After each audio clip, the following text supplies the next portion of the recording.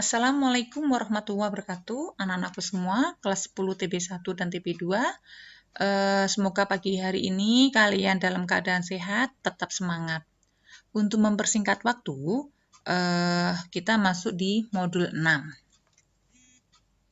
yaitu membahas tentang lemak dan minyak. Lemak dan minyak, pengertiannya yaitu berasal dari lemak tumbuhan atau hewan yang dimurnikan dalam bentuk cair dalam suhu ruang, yaitu minyak padat pada suhu ruang, yaitu lemak. 2. Biasanya dihasilkan dari tanaman. 3. Lemak dan minyak merupakan sumber energi yang berefektif dibanding dengan karbohidrat dan protein. 4. 1 gram minyak atau lemak yaitu mengandung 9 kalori, sedangkan karbohidrat dan protein mengandung 4 kalori per gram. Bentuk lemak dan minyak, ya, bentuk lemak dan minyak.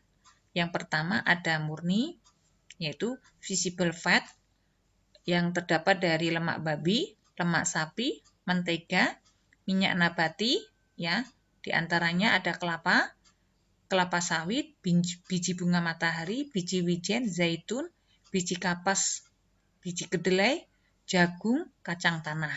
Sedangkan yang tersembunyi yaitu ada pada daging, telur, ikan, susu, biji-bijian, kacang-kacangan, dan sayuran. Sumbernya yaitu ada pada sumber nabati dan hewani. Sumber nabati yaitu minyak jagung, kacang wijen, kedelai, biji bunga matahari, minyak zaitun, dan kelapa sawit. Sedangkan hewani yaitu terdapat pada lemak susu, lemak sapi, babi, dan lain-lain. Minyak ikan sarden dan ikan paus. Sifat fisiknya yaitu tidak larut dalam air, semakin tinggi ikatan rangkap atau ketidakjenuhan tinggi, titik cair lebih rendah. Dalam lemak jenuh, semakin pendek rantai karbon atau bercabang, tidak cair akan menurun.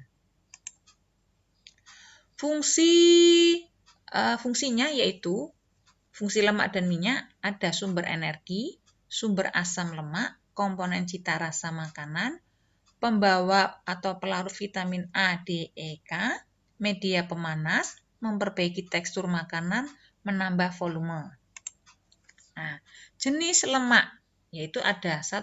Lemak jenuh, pemicu kadar kolesterol dalam darah, berbentuk padat atau berlilin atau waksi. Pada suhu ruang, lemak jenuh banyak ditemukan pada produk hewani seperti daging yang berwarna merah, produk-produk yang berasal dari unggas, mentega, dan susu murni. Kemudian berikutnya, dari bahan nabati, sumber lemak jenuh dapat ditemukan pada minyak kelapa, minyak sawit, dan beberapa minyak tropis lainnya.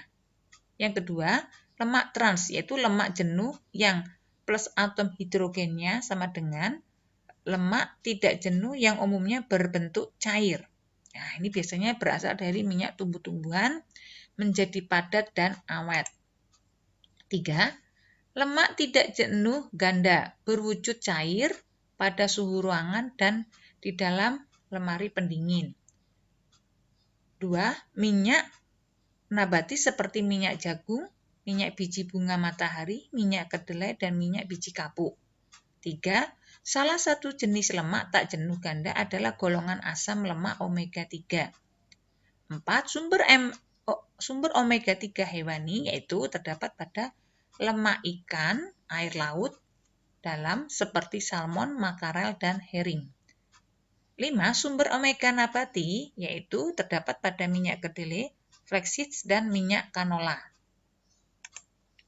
Lemak tidak jenuh tunggal yaitu lemak tak jenuh tunggal lebih tahan terhadap proses oksidasi dibanding lemak tak jenuh ganda, yaitu kerusakan sel dan jaringan tubuh. 2. Berwujud cair pada suhu ruang namun dapat berubah menjadi padat jika disimpan di dalam lemari pendingin. Lemak tak jenuh tunggal adalah minyak zaitun, minyak kacang, dan minyak kanola. Alpukat dan sebagian besar kacang-kacangan juga memiliki kadar lemak tak jenuh tunggal yang cukup tinggi.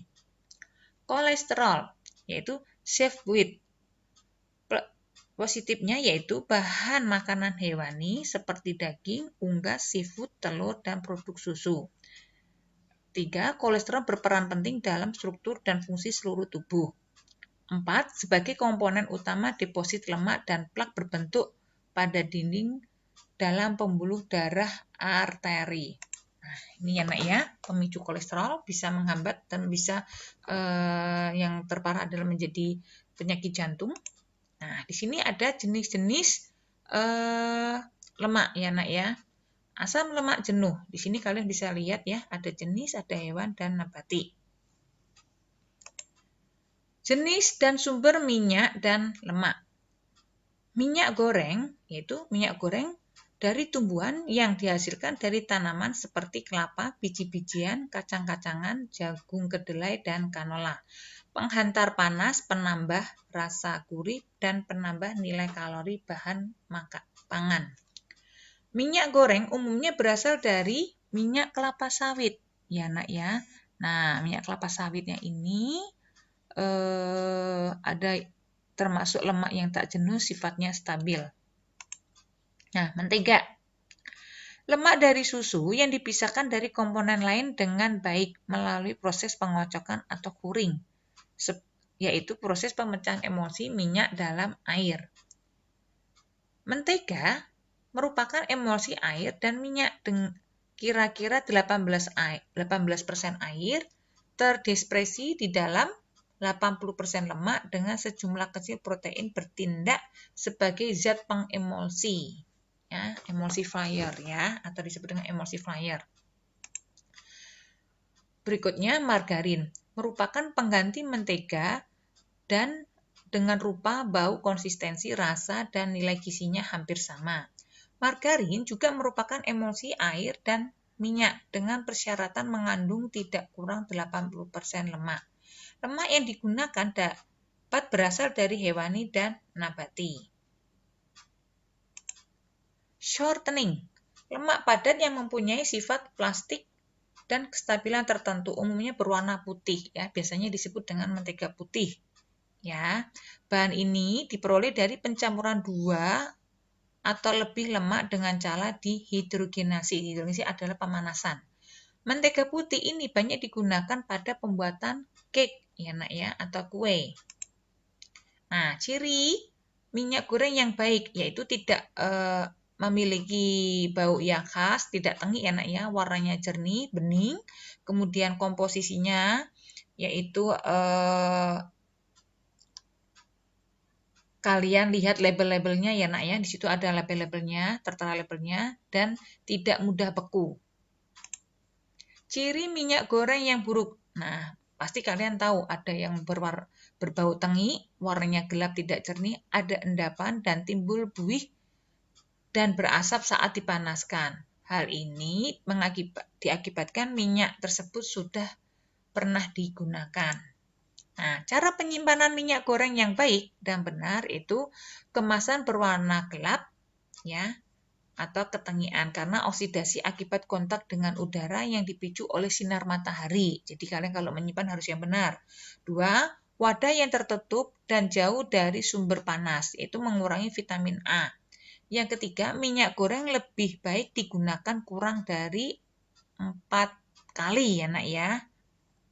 Nanti bisa mengakibatkan macam-macam penyakit ya. Ada yang iritasi pada saluran pencernaan, ada diare, ada kanker ya, dan lain-lain sebagainya. Sebab-sebab kerusakan pada minyak goreng. Nah, di sini nih, kalian bisa melihat ya nak ya. Faktor-faktor kerusakan pada lemak dan minyak. Faktornya adalah penyerapan bau, karena lemak dan minyak ini sangat mudah menyerap bau. Ya, kemudian hidrolisis, yaitu dengan adanya air. Ya, lemak dapat terhidrolis dengan gliserol dan asam lemak. Reaksinya dipercepat oleh basa, asam, dan enzim. Yang ketiga, faktornya adalah oksidasi dan ketengian. Pastilah kalian pernah kalau makan atau membuat margarin kok dibuat kue tidak enak, nah itu berarti sudah rusak.